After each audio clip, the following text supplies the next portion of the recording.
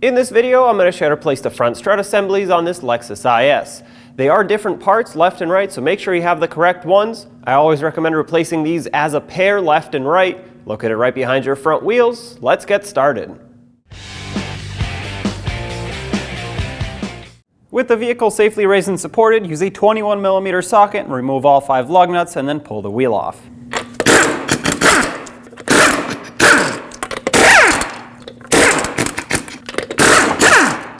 Just as a tip, if your vehicle has locking lug nuts and the special key for it, don't use an impact on it. Break it free by hand with a breaker bar, then finish removing it because the teeth on those little sockets can break. And remove your wheel. Let's remove the cotter pin that is on the outer tie rod. And to do this, you might need a pocket screwdriver to help you pry the hook out. Slide it off. Use a 17mm socket and remove that mounting nut. Oh, looks like for me, the tie rod stud popped out, which is great. Actually, sometimes they don't, and they get stuck in here. Now, because this is an aluminum knuckle, I would not want to hit it with a metal hammer. You could try to tap it with a rubber mallet or dead blow hammer right here. Most likely what you'll end up doing is having to use a tie rod stud or ball joint stud remover tool. What that looks like is it clamps on to this part of the knuckle, has a bolt that threads down, and it'll pop the tie rod out. Once again, for me, well, this has already happened, so I'm going to remove it. With our tie rod disconnected, we can now turn the knuckle so we can better access the ABS retainer bolts, and they're both 10mm in size. There's this one over here that we have to remove on the knuckle. We'll take that off, remove the bracket, and I'm just going to put this back so I don't lose it. And then there's this one that's on the strut. Remove this one as well. We need to separate the upper ball joint from the knuckle, so remove the cotter pin. If you have this hook style cotter pin, then you can reuse these, but if you have the ones that you have to bend over, definitely discard those because you don't want to use it more than once. With a pocket screwdriver, I'm trying to pry this away. Sometimes they get super stuck in here, so you might have to use something larger, but there we go. Get this out of here, and now use a 17mm socket to remove this mounting nut.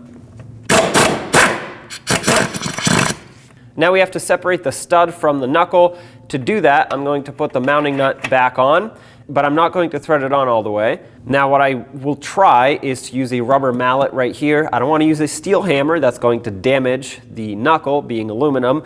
If the rubber mallet and the vibrations from it don't break this free, I will have to use a ball joint stud separator tool, which is basically a clamp that goes in here and pushes this up.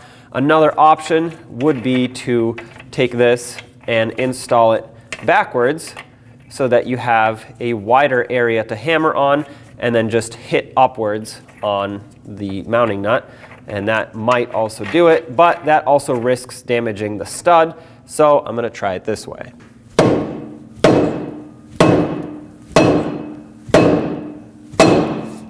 There we go.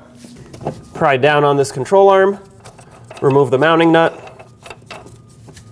separate these two. As this knuckle comes forward, make sure it doesn't come forward too much to where it'll separate the inner CV joint. So just make sure it's leaning to the side like this. You could use a bungee cord also to secure it and support it. At the bottom of the strut, where it meets the support that goes onto the control arm, you'll see that there's a 19mm headed bolt going straight up into the strut. We have to loosen this up. I'm going to do this now since this is still mounted and it won't move around. If I do this later, this being tight, it's going to be a little difficult to try to hold it in place.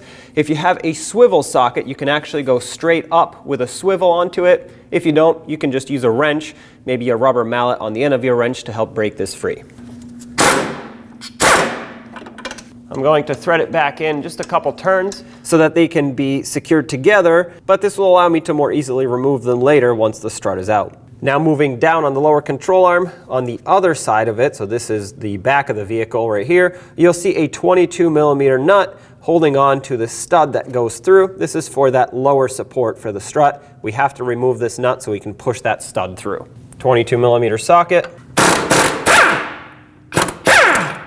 Get this washer out as well. this stud pushed through. Also looks like it's been recently removed for another reason, but regardless, you want to make sure that this pushes through because sometimes they get seized inside that control arm bushing. With the hood open, you'll see 3 14mm mounting nuts on each strut tower. Do not touch the center nut. That holds the shock absorber part of the strut onto the strut cap. We only need to remove these 3 14mm mounting nuts.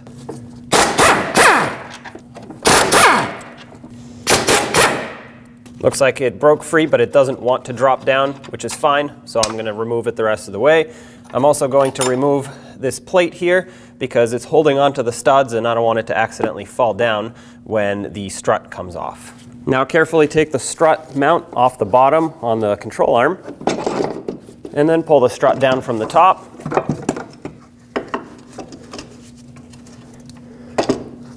And there it is. The only thing left to do is to remove this bolt that holds the strut onto the mount. Take the mount off, and there's your strut.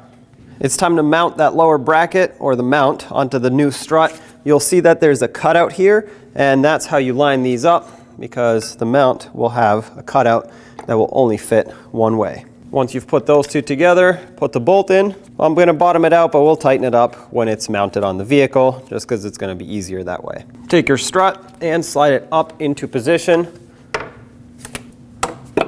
Line up the studs at the top, and once it goes through, line it up on the bottom. There we go. At this point, we need upwards pressure and pretty much ride height for everything that we have to tighten up regarding the strut. So I put a jack stand under here, underneath this curve of the lower control arm. This is going to fit perfectly in here and support it, so I can tighten all the mounting points of the strut in one go. Now, if you don't have a spare jack stand, you could use a floor jack and just lift this up if your vehicle is already on jack stands. For me, because I'm on a lift, I used a jack stand and I'm going to lower the vehicle onto the jack stand. Ride height is when this control arm is approximately parallel with the ground, and you don't have to get it spot on, you just have to get it close. So let's lower this, put some pressure on it, and then we'll tighten everything up.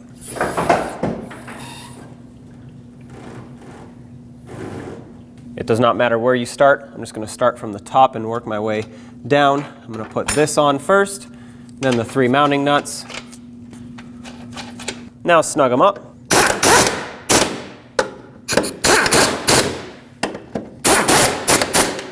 The torque on these is 49 foot-pounds, and because there's pressure upward on the strut, I can torque them now.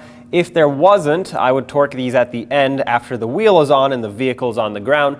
You want to make sure that this strut is being pushed up, tight up against the strut tower, so you can get an accurate torque spec. Once again, 49 foot-pounds.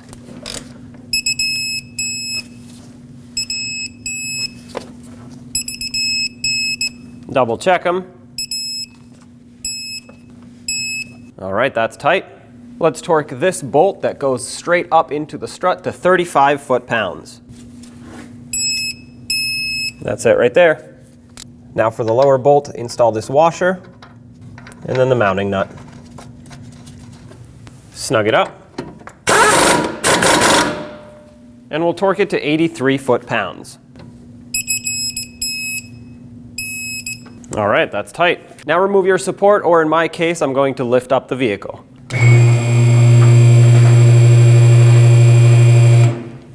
Now join the control arm and the ball joint back together.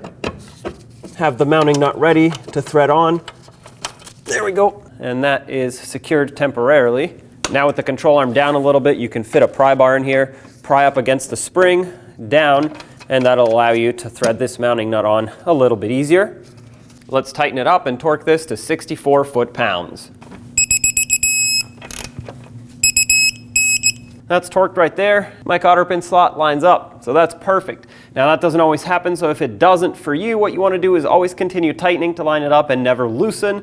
You want to just get it over to the next closest slot, and then you can put your cotter pin in. If you have the hook style cotter pin, you can reuse them, or you can source a new one, or you can install the kind that gets bent over. Just make sure you replace that every time. I'm just going to install the kind that I have to bend over, so slide it in and bend it over.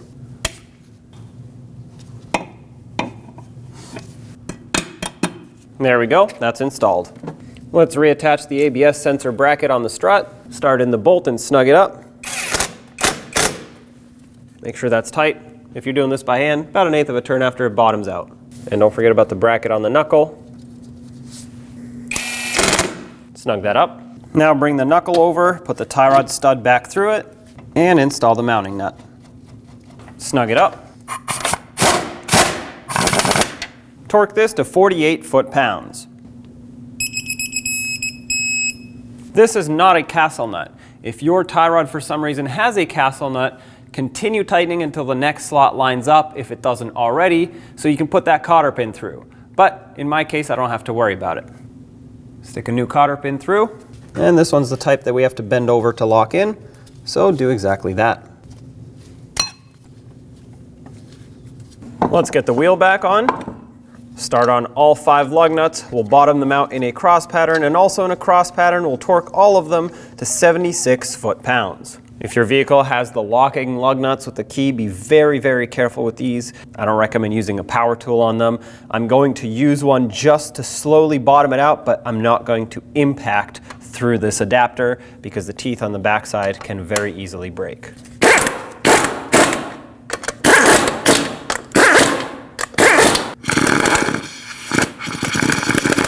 Once again, 76 foot-pounds in a cross pattern.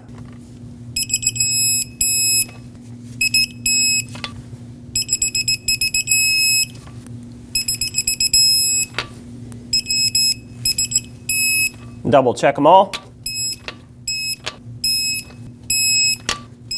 Remove your tool if you had one of these here. There you have it. Take it for a road test, and don't forget to get in alignment. When only the best will do, demand TRQ. The only company that lets you view before you do. TRQ is committed to offering the highest quality aftermarket auto parts that are engineered for peace of mind. Thanks for using and viewing with TRQ.